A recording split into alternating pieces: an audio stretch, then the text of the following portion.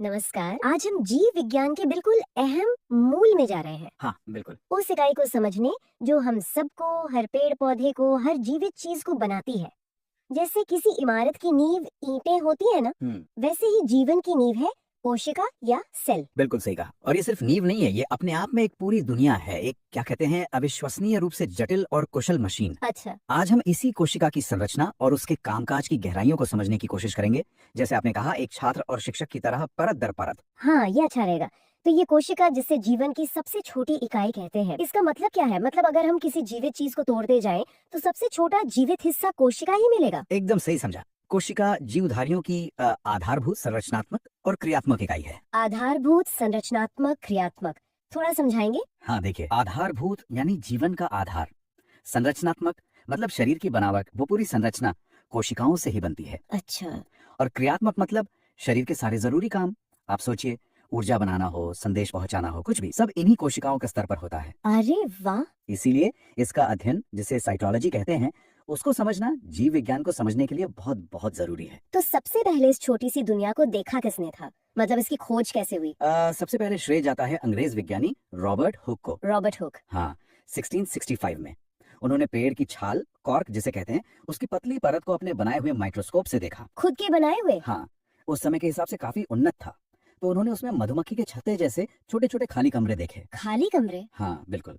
उन्होंने इन्हें सेलुला कहा, जिसका लैटिन में मतलब होता है छोटा कमरा, और वहीं से सेल शब्द आया। अच्छा। पर एक बात ध्यान देने वाली है, हुक ने जो देखा था वो असल में मृत कोशिकाएं थीं, सिर्फ उनकी बाहरी दीवारें थी वो। ओह, तो जीवित कोशिका नहीं थी वो? नहीं, तो फिर जीवित कोशिका को सबसे पहले किसने देखा? जीवित कोशिका को देखने का श्रेय जाता है एक डच वैज्ञानिक एंटोनी वॉन ल्यूवेनहॉक को। ल्यूवेनहॉक। हाँ, 1674 में उन्होंने तालाब के पानी, लार, ऐसी कई चीजों में बैक्टीरिया, प्रोटोजोआ जैसी गतिशील मतलब हिलती डुलती जीवित कोशिकाओं को देखा। कमाल है। तो हम कह सकते हैं कि हुक ने कोशिका की खोज की, पर ल्यूवेनहॉक ने पहली बार जीवित कोशिका को देखा।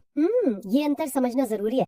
अच्छा, इसके बाद कोशिका सिद्धांत यानी सेल थ्योरी भी आई है ना? हम्म उसमें क्या खास बातें थी? हाँ हाँ, कोशिका सिद्धांत ये जीव विज्ञान की एकदम नींव है। इसे मुख्य रूप से दो जर्मन वैज्ञानिकों ने दिया था। जर्मन वैज्ञानिक? हाँ, एक थे वनस्पति विज्ञानी एम.जे. श्लाइडन 1838 में, और दूसरे जंतु विज्ञानी थियोडोर श्वान 1839 में। श्लाइडन और श्वान। बिल्कुल। उनकी मुख्य बातें ये थी, पहली कि सभी जीवित जीव, चाहे पौधा हो या जानवर, वो एक या एक से ज्यादा कोशिकाओं से बने होते हैं। ठीक है। दूसरी कि कोशिका ही जीवन की संरचनात्मक और क्रियात्मक इकाई है, मतलब शरीर बनता भी उसी से है और काम भी उसी स्तर पर होता है। हम्म। और तीसरी बात जो बाद में रुडोल्फ विर्चो नाम के वैज्ञानिक ने जोड़ी थी, वो ये कि सभी कोशिकाएं पहले से मौजूद कोशिकाओं से ही बनते हैं। मतलब कोशिका अपने आप नहीं बन जाती? नहीं, बिल्कुल नहीं।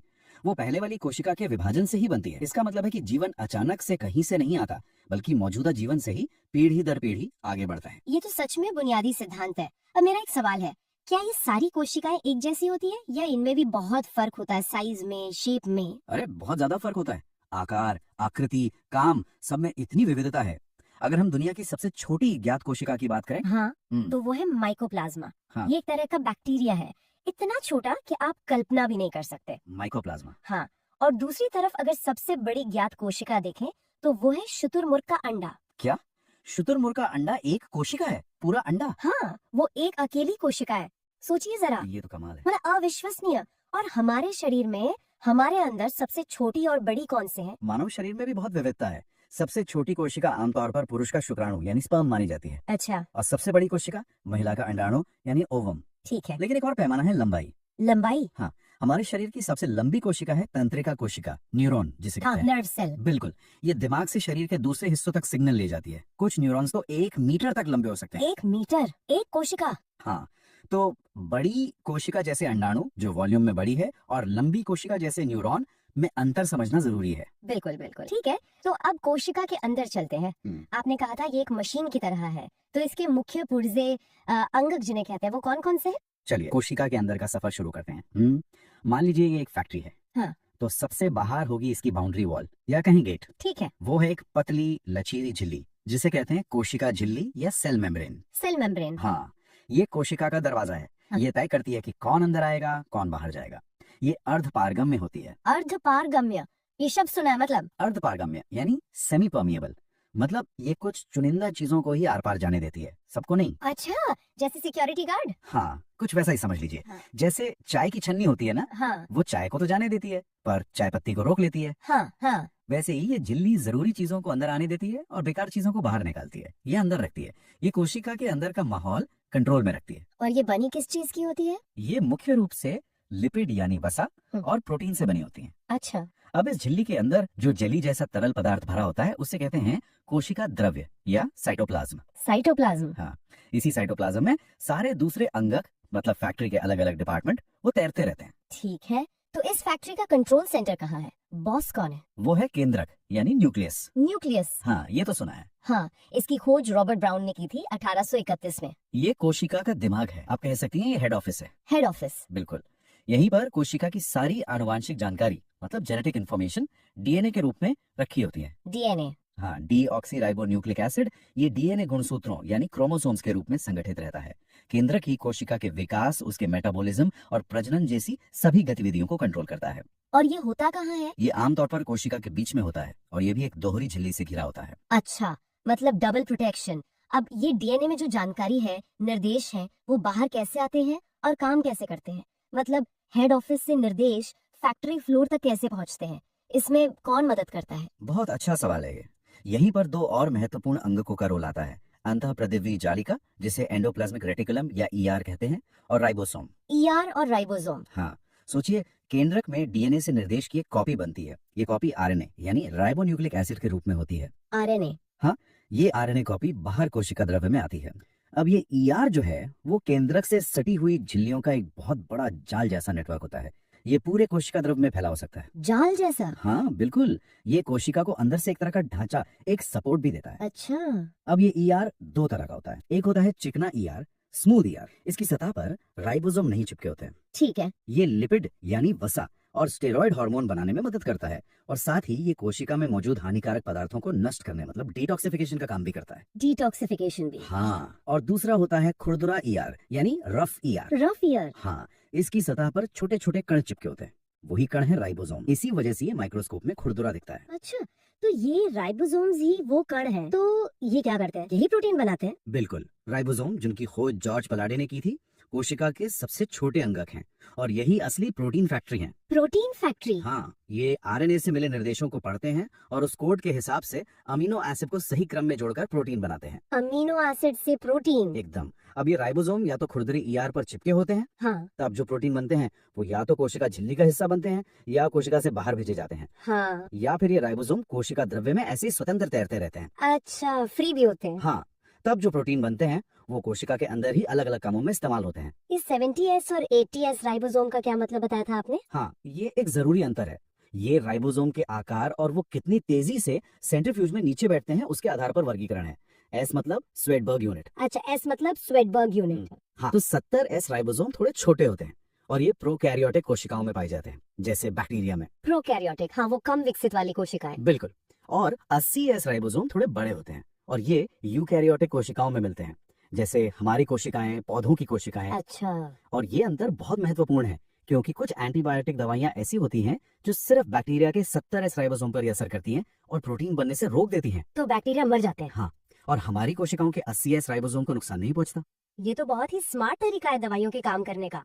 अच्छा, तो अब प्रोटीन बन गए, लिपिड बन गए, ईआर ने बना दिए, अब इस सामान को पैक करके सही जगह कौन पहुंचाता है? जैसे फैक्ट्री में शिपिंग डिपार्टमेंट होता है। एकदम सही पकड़ा आपने। इसके लिए है गोल्जी काय या गोल्जी अपैरेटस या गोल्जी बॉडी भी कहते हैं। गोल्जी काय। हाँ, इसकी खोज कैमिलो गोल्जी ने की थी, इसीलिए ये नाम है। ये चपटी थैली जैसी संरचनाओं, जिन्हें सिस्टर्नी कहते हैं, उनका एक समूह होता है।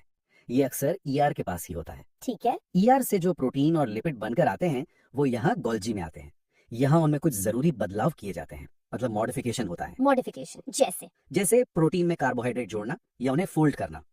फिर उन्हें छांटा जाता है, सॉर्टिंग होती है कि कौन सा माल कहाँ जाना है, और फिर उन्हें छोटी छोटी थैलियों वेसिकल्स में पैक करके कोशिका के अंदर या बाहर उनकी सही मंजिल तक भेज दिया जाता है। तो ये कोशिका का पोस्ट ऑफिस या कुरियर सर्विस जैसा हुआ? बिल्कुल, इसे कोशिका का ट्रैफिक मैनेजर या शिपिंग डिपार्टमेंट कह सकते हैं। ये पदार्थों के परिवहन और प्रोसेसिंग का बहुत जरूरी काम करता है। बहुत खूब। अच्छा, अब सबसे जरूरी चीज, ऊर्जा। फैक्ट्री चलाने के लिए बिजली तो चाहिए, तो कोशिका को काम करने के लिए ऊर्जा कहाँ से मिलती है? आपने पावर हाउस का जिक्र किया था। हाँ, वो है माइटोकॉन्ड्रिया एक नहीं, कई होते हैं कोशिका में। माइटोकॉन्ड्रिया, ये नाम तो बहुत सुना है। Power house of the cell. एकदम सही, इसे बेंडा ने नाम दिया था। हालांकि ऑल्टमैन जैसे वैज्ञानिकों ने इसे पहले भी देखा और बायोप्लास्ट कहा। ये कोशिका का ऊर्जा गृह है। ठीक है। ये भी एक दोहरी झिल्ली वाला अंगक है, मतलब डबल मेम्ब्रेन। बाहरी झिल्ली तो चिकनी होती है, पर अंदर वाली झिल्ली में बहुत सारे अंदर की तरफ मोड़ होते हैं, उंगलियों जैसे उभार। मोड़ क्यों? इन मोड़ों को क्रिस्टी कहते हैं। ये मोड़ अंदर की सतह का क्षेत्रफल बहुत बढ़ा देते हैं। अच्छा, ज्यादा जगह बनाने के लिए। हाँ, क्योंकि इन्हीं क्रिस्टियों की सतह पर वो एंजाइम होते हैं जो कोशिकीय श्वसन यानी सेलुलर रेस्पिरेशन करवाते हैं। कोशिकीय श्वसन, इसका क्या मतलब है? इसका मतलब है कि यहाँ पर ग्लूकोज जो हमें भोजन से मिलता है वो ऑक्सीजन की मदद से तोड़ा जाता है और इस प्रक्रिया में ऊर्जा निकलती है। ऊर्जा निकलती है। हाँ, और ये ऊर्जा एक खास अणु में जमा हो जाती है जिसका नाम है एटीपी, एडेनोसी ट्राइफॉस्फेट। एटीपी। बिल्कुल, एटीपी को कोशिका की एनर्जी करेंसी या रिचार्जेबल बैटरी समझ लीजिए। Energy currency. हाँ, जब भी कोशिका को कोई काम करना हो, चाहे मांसपेशियों को सिकोड़ना हो, कोई नया अणु बनाना हो या कोई चीज ट्रांसपोर्ट करनी हो, वो एटीपी को तोड़कर उसकी ऊर्जा इस्तेमाल करती है। तो सारी ऊर्जा का लेन देन एटीपी के जरिए ही होता है। वाह, तो माइटोकॉन्ड्रिया लगातार एटीपी बनाते रहते हैं। बिल्कुल, जब तक ऑक्सीजन और ग्लूकोज मिलता रहे। ठीक है, ऊर्जा भी बन गई। अब फैक्ट्री में काम होता है तो टूट फूट भी होती है, कचरा भी निकलता है। तो कोशिका में इस टूट फूट या बेकार सामान का क्या होता है? सफाई कौन करता है? Waste management. उसके लिए है लाइसोसोम। लाइसोसोम। हाँ, इनकी खोज क्रिश्चियन डी डुवे ने की थी। ये छोटी गोल थैली जैसी संरचनाएं होती हैं जिनमें बहुत ही शक्तिशाली पाचक एंजाइम भरे होते हैं। हाइड्रोलाइटिक एंजाइम कहते हैं इन्हें। पाचक एंजाइम जैसे हमारे पेट में होते हैं? हाँ, उसी तरह के पर कोशिका के अंदर काम करने वाले। ये कोशिका के सफाई कर्मचारी और सुरक्षा गार्ड दोनों हैं। अच्छा, कैसे? देखिए, अगर बाहर से कोई बैक्टीरिया या वायरस कोशिका में घुस आता है तो लाइसोसोम उसे घेर कर अपने एंजाइम से पचा डालते हैं, नष्ट कर देते हैं। अच्छा। और अगर कोशिका के अंदर ही कोई अंगक पुराना हो गया या खराब हो गया, टूट फूट गया, तो लाइसोसोम उसे भी नष्ट करके उसके हिस्सों को रिसाइकिल कर देते हैं। इस प्रक्रिया को ऑटोफैगी कहते हैं। ऑटोफेजी मतलब खुद को खाना। हाँ, एक तरह से कोशिका अपने ही खराब हिस्सों को खाकर साफ करती है। और एक और बात, हाँ। अगर कोशिका बहुत ज्यादा खराब हो जाए, संक्रमित हो जाए या उसकी जरूरत ना रहे तो ये लाइसोसोम फट जाते हैं। फट जाते हैं। हाँ, और उनके शक्तिशाली एंजाइम पूरी कोशिका को ही अंदर से नष्ट कर देते हैं। एक तरह से कोशिका आत्महत्या कर लेती है। अरे, इसीलिए इन्हें आत्मघाती थैली या सुसाइड बैग कहते हैं। बिल्कुल सही, इसीलिए ये कोशिका की सेहत बनाए रखने के लिए बहुत जरूरी है। ये तो बहुत ही दिलचस्प है। कोशिका के अंदर का पूरा सिस्टम, कंट्रोल रूम, केंद्रक, production line, ER, ribosome, power plant, mitochondria, shipping department, Golgi, सफाई और सुरक्षा विभाग, लाइसोसोम। कमाल है। हाँ बिल्कुल, ये मुख्य अंगक हैं जो ज्यादातर जंतु कोशिकाओं में मिलते हैं। अब पौधों की कोशिकाओं में आते हैं।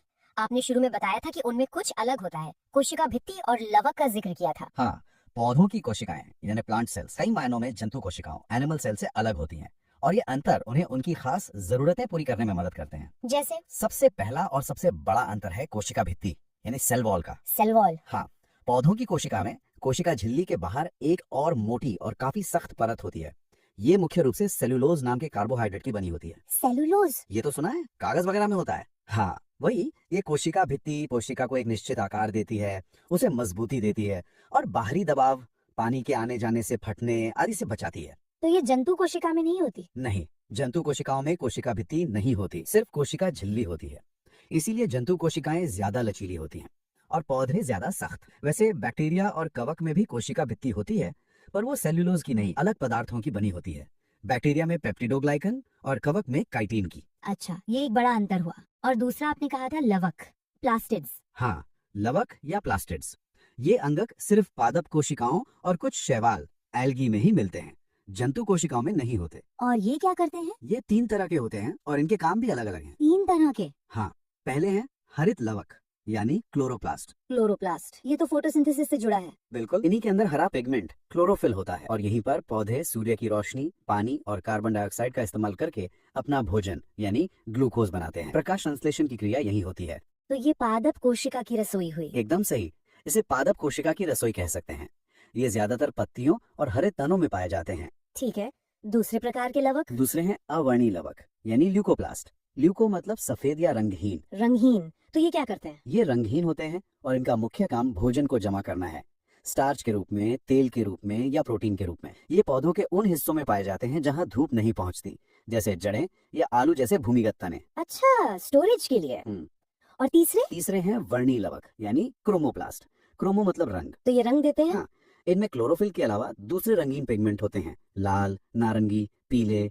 ये फूलों और फलों को उनके आकर्षक रंग देते हैं। जैसे टमाटर का लाल रंग या गाजर का नारंगी। बिल्कुल, टमाटर का लाल रंग लाइकोपीन नाम के क्रोमोप्लास्ट पिगमेंट से होता है, गाजर का नारंगी रंग कैरोटीन से, चुकंदर का गहरा लाल रंग विटामिन से। ये सब वर्णी लवक के कारण है। ये रंग परागण के लिए कीटों को या बीज फैलाने के लिए जानवरों को आकर्षित करने में मदद करते हैं। ये तो बहुत महत्वपूर्ण काम हुआ। तो कोशिका भित्ति और लवक, ये दो बड़े अंतर हो गए। और कुछ? हाँ, एक और बड़ा अंतर है रसधानी यानी वैक्यूल। वैक्यूल। हाँ, ये एक थैली जैसी संरचना होती है जिसमें कोशिका रस भरा होता है, पानी, खनिज, पोषक तत्व, वेस्ट प्रोडक्ट वगैरह। ये तो जंतु कोशिका में भी होती है। पर जंतु कोशिका में या तो बहुत छोटी होती है या होती ही नहीं, लेकिन पादप कोशिका में, खासकर परिपक्व कोशिका में, एक बहुत बड़ी केंद्रीय रसधानी होती है। ये कोशिका के आयतन का 90% तक घेर सकती है। इतनी बड़ी क्यों? ये पानी जमा करके कोशिका को फुलाए रखती है, जिसे टर्गर प्रेशर कहते हैं। यही पौधों को सीधा और ताजा रखने में मदद करता है। पानी की कमी होने पर ये सिकुड़ जाती है और पौधा मुरझा जाता है। ये स्टोरेज का काम भी करती है। अच्छा, ये भी एक महत्वपूर्ण अंतर है। और एक चीज और थी, तारकाय, सेंट्रोसोम। हाँ, तारकाय या सेंट्रोसोम, ये मुख्य रूप से जंतु कोशिकाओं में केंद्रक के पास पाया जाता है। ये कोशिका विभाजन, सेल डिवीजन के समय स्पिंडल फाइबर बनाने में मदद करता है। तो ये पौधों में नहीं होता? उच्च श्रेणी के पौधों में आमतौर पर ये नहीं पाया जाता। उनमें कोशिका विभाजन थोड़ा अलग तरीके से होता है। ठीक है। और वो बाल जैसी संरचनाएं थी, सीलिया और फ्लैजेला। हाँ, सीलिया और फ्लैजेला, ये बाल या चाबुक जैसी पतली संरचनाएं होती हैं जो कोशिका झिल्ली से बाहर निकली रहती हैं। ये क्या करती हैं? ये गति में यानी मूवमेंट में मदद करती हैं। सीलिया छोटे होते हैं और बहुत सारे होते हैं, जैसे हमारी सांस की नली में। फ्लैजेला लंबे होते हैं और एक या दो ही होते हैं, जैसे शुक्राणु की पूंछ। ये कुछ जंतु कोशिकाओं या एक कोशिकीय जीवों जैसे पैरामीशियम यूग्लिना को चलने फिरने या आसपास के तरल को हिलाने में मदद करते हैं। और ये पौधों में? ये पादप कोशिकाओं में समानता नहीं मिलती, सिवाय कुछ नर युग्मकों, मेल गैमेट्स के। समझ गए। तो ये थे पादप और जंतु कोशिका के मुख्य अंतर। अब एक और वर्गीकरण आपने बताया था शुरू में, प्रोकैरियोटिक और यूकैरियोटिक कोशिकाएं। इनमें क्या मुख्य अंतर है? हम किस में आते हैं? हाँ, ये कोशिका के विकास के स्तर के आधार पर एक बहुत ही फंडामेंटल वर्गीकरण है। बहुत महत्वपूर्ण अंतर है इनमें। बताइए। देखिए, प्रोकैरियोटिक कोशिकाएं, प्रो मतलब पहले और कैरियन मतलब केंद्रक। तो ये वो कोशिकाएं हैं जो पृथ्वी पर पहले बनी, बहुत सरल और आदिम यानी प्रिमिटिव होती हैं। प्रिमिटिव। हाँ, इनकी सबसे बड़ी पहचान ये है कि इनमें झिल्ली से घिरा हुआ एक सुसंगठित वास्तविक केंद्रक नहीं होता। केंद्रक नहीं होता? तो डीएनए कहाँ होता है? डीएनए होता है, पर वो कोशिका द्रव्य में ही एक जगह पर ऐसे ही पड़ा रहता है। उस क्षेत्र को न्यूक्लियोइड कहते हैं। उसके चारों ओर कोई झिल्ली नहीं होती। अच्छा। और इनमें माइटोकॉन्ड्रिया, गोल्जी, ईआर, लाइसोसोम जैसे झिल्ली वाले अंगक भी नहीं होते। ये सब भी नहीं होते? तो काम कैसे चलता है? काम चलता है पर सरल तरीके से। जैसे ऊर्जा उत्पादन या श्वसन का काम कोशिका झिल्ली पर ही कुछ एंजाइम कर लेते हैं। राइबोसोम होते हैं, पर वो 70S प्रकार के छोटे वाले होते हैं। तो ये कौन से जीवों में मिलती हैं? ये बैक्टीरिया और आर्किया जैसे बहुत छोटे एक कोशिकीय जीवों में पाई जाती हैं, जिन्हें देखने के लिए माइक्रोस्कोप चाहिए। बैक्टीरिया, ठीक है। अब यूकैरियोटिक। हाँ, यूकैरियोटिक कोशिकाएं, यू मतलब वास्तविक और कैरियन मतलब केंद्रक, तो इनमें वास्तविक केंद्रक होता है। वास्तविक केंद्रक। हाँ, ये ज्यादा जटिल, ज्यादा विकसित कोशिकाएं हैं। इनमें झिल्ली से घिरा हुआ सुस्पष्ट केंद्रक होता है, जिसके अंदर डीएनए सुरक्षित रहता है गुणसूत्रों के रूप में। और बाकी अंगक? इनमें माइटोकॉन्ड्रिया, ईआर, गोल्जिकाई, लाइसोसोम, ये सब झिल्ली वाले अंगक पाए जाते हैं। राइबोसोम 80S प्रकार के बड़े वाले होते हैं। कोशिका विभाजन भी ज्यादा जटिल तरीके से होता है। Mitosis, meiosis. श्वसन मुख्य रूप से माइटोकॉन्ड्रिया में होता है। तो हम लोग यूकैरियोटिक हुए? बिल्कुल। सभी पौधे, सभी जंतु, कवक, फंगस और प्रोटिस्ट जैसे अमीबा, पैरामीशियम, ये सब यूकैरियोटिक कोशिकाओं से बने होते हैं। तो हम यानी इंसान और हमारे आसपास दिखने वाले लगभग सभी जीव यूकैरियोटिक हैं। वाह, ये तो वाकई अद्भुत है। एक अकेली कोशिका के अंदर इतनी जटिल मशीनरी, इतने सारे हिस्से, डिपार्टमेंट्स जो एक दूसरे के साथ इतने परफेक्ट तालमेल में काम कर रहे हैं। हाँ, बिल्कुल। ये सब मिलकर ही जीवन को संभव बनाते हैं। ये वाकई किसी छोटे सुव्यवस्थित शहर जैसा है, जिसके अपने नियम हैं, अपने विभाग हैं, अपनी ऊर्जा व्यवस्था है, सब कुछ। बिल्कुल सही कहा आपने। हमने देखा कैसे कोशिका जीवन की सबसे बुनियादी इकाई है, कैसे इसका हर अंगक एक खास विशेष काम करता है। केंद्रक कंट्रोल रूम है, राइबोसोम प्रोटीन की फैक्ट्री, ईआर और गोल्जी प्रोडक्शन और shipping line, mitochondria power plant, lysosome waste management और सिक्योरिटी, और पौधों में सेल वॉल स्ट्रक्चरल सपोर्ट और प्लास्टिड्स रसोई और स्टोरेज का काम करते हैं। यहाँ सबसे दिलचस्प बात, जैसा आपने कहा, ये है कि ये सब अलग अलग होते हुए भी एक अविश्वसनीय समन्वय, एक कोऑर्डिनेशन के साथ काम करते हैं। एक हिस्से का काम दूसरे पर निर्भर करता है। तो इसका मतलब ये हुआ कि हम जो भी करते हैं, सोचना, चलना, महसूस करना, सांस लेना, बढ़ना, ये सब असल में इन्हीं खरबों खरबों कोशिकाओं के अंदर लगातार चल रही अनगिनत केमिकल रिएक्शंस और प्रक्रियाओं का नतीजा है। बिल्कुल। हमारे अस्तित्व की कहानी, हमारी पूरी बायोलॉजी इन्हीं नन्ही कोशिकाओं में लिखी हुई है। एकदम सही कहा। अच्छा, तो अब तक की हमारी इस गहन चर्चा के आधार पर सुनने वालों के लिए एक आसान सा सवाल पूछे। हाँ जरूर। कोशिका का कौन सा अंगक प्रोटीन की फैक्ट्री कहलाता है? मुझे लगता है इसका जवाब तो अब तक सबको एकदम साफ पता चल गया होगा। हाँ, उम्मीद है। और अंत में एक विचार छोड़कर जाते हैं सोचने के लिए। हाँ। हमने कहा कोशिका जीवन की सबसे छोटी इकाई है ना, the smallest unit of life. पर क्या कोशिका के अंदर के ये जो हिस्से हैं, अंगक हैं, जैसे माइटोकॉन्ड्रिया जिसके पास अपना खुद का थोड़ा डीएनए भी होता है, या केंद्रक जिसमें सारा जेनेटिक ब्लूप्रिंट है, क्या ये अपने आप में जीवित माने जा सकते हैं? ये तो गहरा सवाल है। हाँ, या जीवन सिर्फ इन सभी हिस्सों के एक साथ संगठित और समन्वित रूप से काम करने से ही उभरने वाली एक प्रॉपर्टी है? मतलब क्या पार्ट्स जीवित हैं या सिर्फ पूरा सिस्टम जीवित है? इस पर विज्ञान और दर्शन दोनों ही सदियों से विचार करते आए हैं। वाकई सोचने वाला सवाल है। कोशिका खुद एक दुनिया है और उसके अंदर भी जीवन के सवाल छुपे हैं। उम्मीद है कोशिका की इस दुनिया की सैर हमारे सुनने वालों को पसंद आई होगी और जीवन की इस बुनियादी इकाई को समझने में